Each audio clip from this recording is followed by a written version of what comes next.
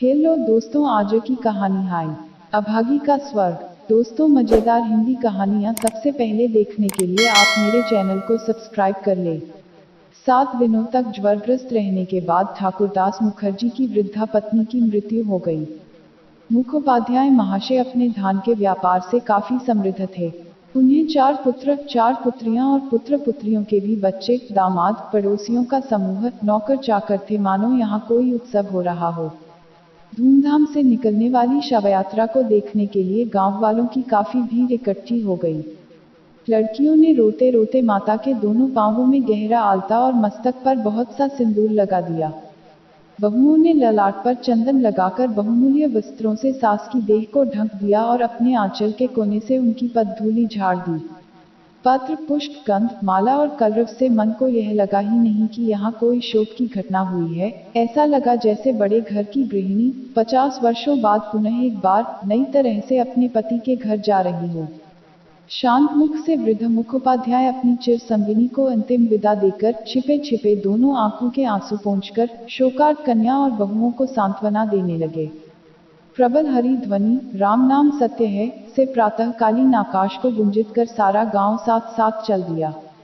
एक दूसरा प्राणी भी थोड़ी दूर से इस दल का साथी बन गया। वह थी कंगाली की माँ।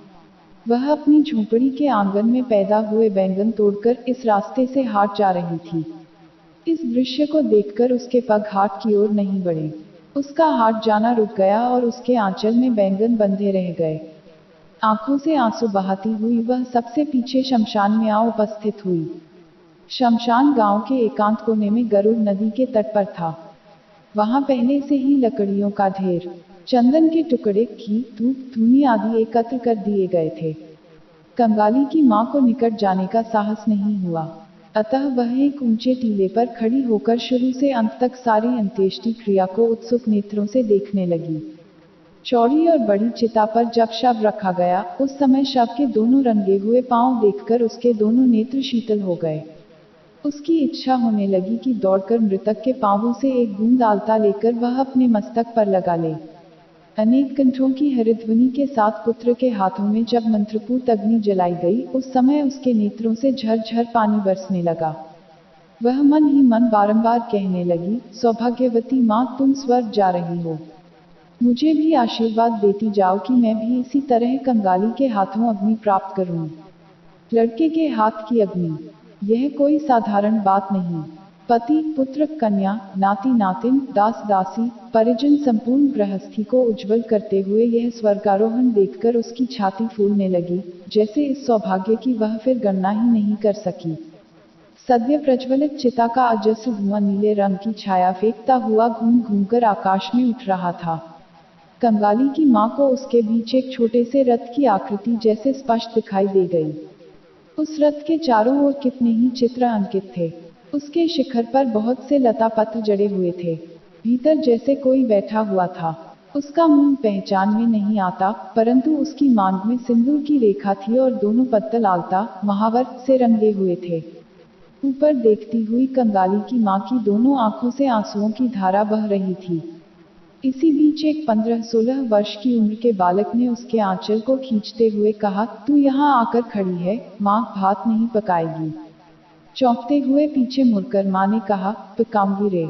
अचानक ऊपर की ओर अंगुली उठाकर व्यग्र स्वर में कहा, देख देख बेटा, ब्राह्मणी माँ उस रथ पर चढ़कर स्वर्ग जा रही हैं। लड़के ने आश्चर्य से मुंह उठाकर कहा, कहाँ?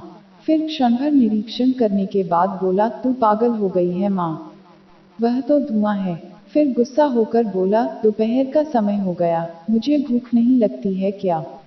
पर माँ की आंखों में आंसू देखकर बोला, ब्राह्मणों की बहू मर गई है, तो तू क्यों रो रही है, माँ? कंगाली की माँ को अब होश आया। दूसरे के लिए शमशान में खड़े होकर इस प्रकार आंसू बहाने पर वह मन ही मन लज्जित हो उठी। यही नहीं, बालक के अकल्याण की आशंका से तुरंत ही आंखें पोंछकर तनिक सावधान संयत होकर बोली, रोऊंगी किसके लिए रे? आंखों में धुआं लग गया, यही तो। हाँ, धुआं तो लग ही गया था, तू रो रही थी। माँ ने और प्रतिवाद नहीं किया। लड़के का हाथ पकड़कर घाट पर पहुंची, स्वयं भी स्नान किया और कंगाली को भी स्नान कराकर घर लौट आई। शमशान पर होने वाले संस्कार के अंतिम भाग को देखना उसके भाग्य में नहीं बंधा था।